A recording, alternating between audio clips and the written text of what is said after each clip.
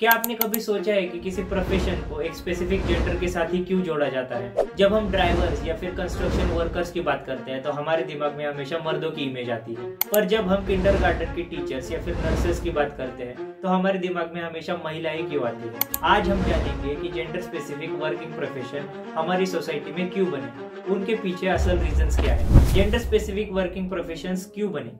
ये समझने के लिए हमें हिस्ट्री, इकोनॉमी और कल्चर इन टॉपिक के अंदर जाना पड़ेगा। सबसे पहले बात करते हैं हिस्ट्री की। प्रिमिटिव सोसाइटीज में काम का डिवीजन स्ट्रेंथ के बेसिस पर होता था। जैसे मर्दों का काम था खाना ढूंढना और जंगली जानवरों से लड़ना, क्योंकि उनकी फिजिकल स्ट्रेंथ ज्यादा थी, और वही दूसरी तरफ महिलाओं के नर्चरिंग नेचर की वजह से उनका इस सोसाइटी में कुकिंग करना और बच्चों की देखभाल करना ये रोल हुआ करता था। ये डिवीजन उस टाइम पे एक प्रैक्टिकल जरूरत के तौर पर शुरू हुआ था, लेकिन धीरे धीरे ये बायोलॉजिकल रूल्स कल्चरल नॉर्म्स में बदल गए। एंशिएंट सिविलाइजेशन जैसे कि ग्रीक और रोमन सोसाइटीज में भी जेंडर रोल्स को डिफाइन किया गया। उस वक्त भी मर्दों को वॉरियर, रूलर्स और स्कॉलर्स इस तौर पर देखा जाने लगा, जबकि विमेन को होम मेकर्स और केयर टेकर्स के रूप में ही देखा जाने लगा। ये डिवाइड सिर्फ फिजिकल डिफरेंसेस की वजह से ही नहीं था, बल्कि सोसाइटल एक्सपेक्टेशंस और पावर डायनेमिक्स ने इसे और भी रीएनफोर्स किया। मिडिवल टाइम तक ये रूल्स और भी ज्यादा रिजिड हो गए।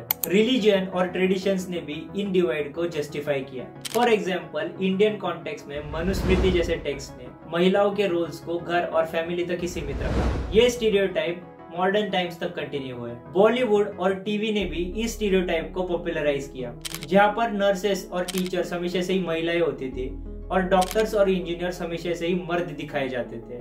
और इसका रिजल्ट आज भी एक स्पेसिफिक प्रोफेशन को एक स्पेसिफिक जेंडर के साथ एसोसिएट किया जाता है। 18th सेंचुरी में जब इंडस्ट्रियल रेवोल्यूशन शुरू हुआ तब सोसाइटी में काफी चेंजेस आए। जब फैक्ट्रीज का डेवलपमेंट हुआ तब मास प्रोडक्शन शुरू हुआ, तो महिलाओं को भी काम के लिए बुलाया जाने लगा, लेकिन उन्हें जो काम दिया जाने लगा वो भी उनके ट्रेडिशनल जेंडर रोल्स के हिसाब से ही थे। ज्यादातर महिलाओं को टेक्सटाइल मैन्युफैक्चरिंग, स्पिनिंग और वीविंग जैसे जॉब मिली थी। ये सारे काम उनके घर के कामों से ज्यादा रिलेटेड थे और इन कामों को फेमिनाइन माना जाता था, जिसमें ज्यादा स्ट्रेंथ की जरूरत नहीं होती। जब महिलाओं को फैक्ट्रीज में काम करने का मौका मिला तब उनको अपने घर के काम को एक कमर्शियल स्केल पर शिफ्ट करना पड़ा। इससे एक पैराडॉक्सियल सिचुएशन क्रिएट हुई। एक तरफ तो महिलाओं को काम मिल रहा था और वो फाइनेंशियल इंडिपेंडेंस की तरफ बढ़ रही थी, लेकिन दूसरी तरफ उन्हें बस वही जॉब्स मिल रही थी जो उनके जेंडर स्पेसिफिक एक्सपेक्टेशंस को मैच करती हो। ये रोल्स उनके ट्रेडिशनल स्टीरियोटाइप्स को और भी रीइंफोर्स कर रहे थे, जैसे कि उनको लीडरशिप पोजीशंस या फिर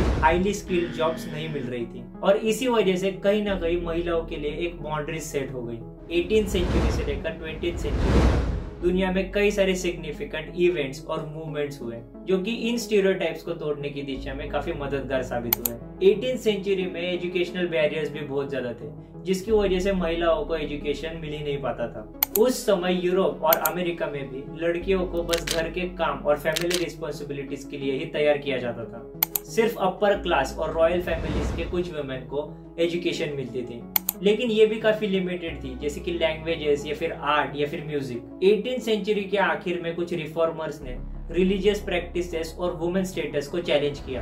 फिलोसोफर्स जैसे मैरी वोल्स्टनक्राफ्ट, इन्होंने a vindication of the right of women लिखा, जो कि वुमेन के एजुकेशन और एम्पावरमेंट के लिए एक मैनिफेस्टो था। 19th सेंचुरी ने और भी ज्यादा इम्पैक्टफुल चेंजेस देखे। वेस्टर्न कंट्रीज में वुमेन सफरेज मूवमेंट शुरू हुआ और 1893 में न्यूजीलैंड इस दुनिया का पहला देश बना जहाँ पर महिलाओं को वोटिंग राइट्स मिले। इंडिया में सोशल रिफॉर्मर्स जैसे कि राजा राम मोहन राय और सावित्रीबाई फुले, इन्होंने ऑपरेसिव प्रैक्टिसेस के खिलाफ अपनी आवाज उठाई और वुमेन्स एजुकेशन को प्रमोट किया। इंडस्ट्रियल रेवोल्यूशन के टाइम पर लोअर मिडिल क्लास और मिडिल क्लास वुमेन भी इकोनॉमिकल एक्टिविटीज में शामिल हुई, जो कि उनके फाइनेंशियल इंडिपेंडेंस की तरफ एक पहला कदम था। 20th सेंचुरी में जेंडर इक्वलिटी के लिए मूवमेंट्स और भी ज्यादा स्ट्रॉन्ग हुए।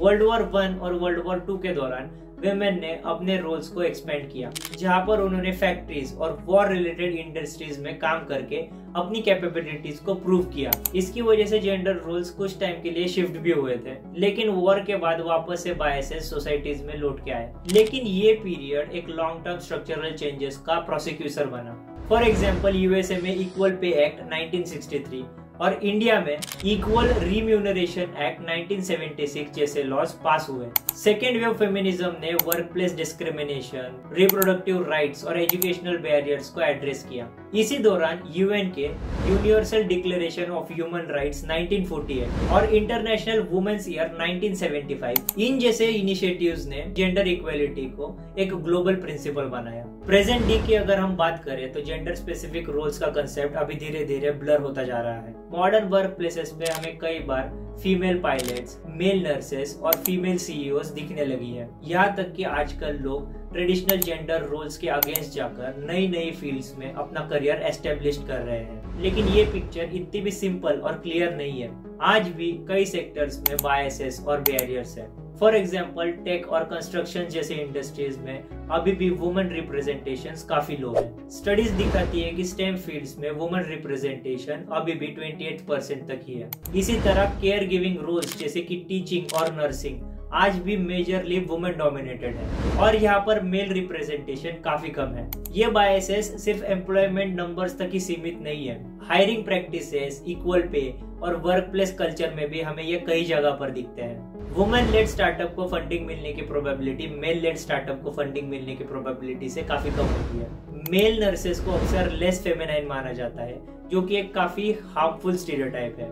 इन सारे स्टीरियोटाइप्स को ब्रेक करने की हमें सख्त जरूरत है। अब सवाल ये आता है कि हम इन स्टीरियोटाइप्स को कैसे तोड़ सकते हैं। जरूरत है कि हम सिस्टमैटिक और इंडिविजुअल दोनों लेवल पर काम करें। एम्प्लॉयर्स को gender neutral hiring policies implement करनी चाहिए। मैटरनिटी लीव्स के साथ पैटर्निटी लीव्स को भी नॉर्मलाइज करना जरूरी है, ताकि केयर गिविंग रोल्स बस महिलाओं तक ही सीमित न रहे। इसी तरह एजुकेशन सिस्टम के अर्ली स्टेज पर ही जेंडर स्टीरियोटाइप्स के खिलाफ अवेयरनेस करने की सख्त जरूरत है। दोस्तों, अवेयरनेस कैंपेन्स काफी इम्पैक्टफुल हो सकते हैं, जैसे ही फॉर शी और लीन इन जैसे ग्लोबल इनिशिएटिव जेंडर इक्वलिटी को प्रमोट करते हैं। मीडिया का भी इसमें एक बड़ा रोल है, क्योंकि जहाँ पर मूवीज और टीवीज एक स्टीरियोटाइप दिखाते हैं, वहाँ पर एक पॉजिटिव पोर्ट्रेयल इन स्टीरियोटाइप्स को तोड़ भी सकते हैं। सबसे जरूरी बात तो ये है कि हमें हमारे माइंडसेट में एक शिफ्ट लाना पड़ेगा। हमें हमारी डेली लाइफ में जेंडर बायसेस को चैलेंज करना पड़ेगा, चाहे वो वर्क प्लेस पे हो या फिर घर पर हो। तभी हम एक ग्रेजुअल चेंज को एक्सपेक्ट कर सकते हैं। जैसे जैसे हम डाइवर्स और इंक्लूसिव एनवायरनमेंट बनाएंगे, वैसे वैसे ये स्टीरियोटाइप अपने आप ही खत्म होते जाएंगे। तो चलिए हम सब मिलकर एक ऐसी दुनिया बनाते हैं जहाँ पर टैलेंट और पैशन जेंडर की बाउंड्रीज को तोड़कर आगे बढ़ पाए, क्योंकि असली प्रोग्रेस तभी होती है जब हम सब मिलकर आगे बढ़ते हैं। आजकल के इंटरव्यूज में वुमेन कैंडिडेट्स के खिलाफ बहुत सारे अनफेयर क्वेश्चंस पूछे जाते हैं। इसके बारे में मैंने एक डिटेल वीडियो बनाया है, जो आप यहाँ पर क्लिक करके देख सकते हो। मैं आपको उसी वाले वीडियो में मिलूंगा।